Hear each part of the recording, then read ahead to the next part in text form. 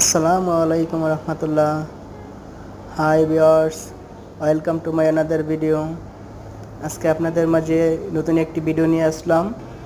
এটি হচ্ছে Ashulia elevated expressway, Zirabo থেকে আশুলিয়ার অংশ।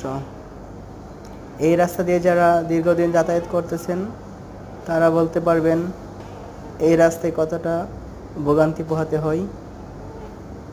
এখনও এই রাস্তার কাজ শেষ হয় নাই। ইনশাল্লাহ আশা করছি খুব শীঘ্রই রাস্তার কাজ শেষ হবে।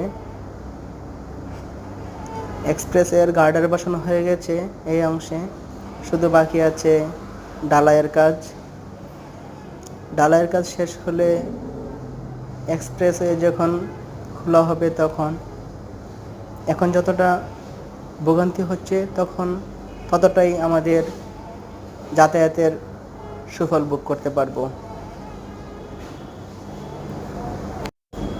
বর্তমান ইউনূস সরকারের আমলে খুব দ্রুত কাজের অগ্রগতি দেখতে পারতেছি। এই কাজটুকু খুব দ্রুত এগোচ্ছে। ইনশাল্লাহ আশা করি বেশি সময় নেবে না কাজ কমপ্লিট হতে।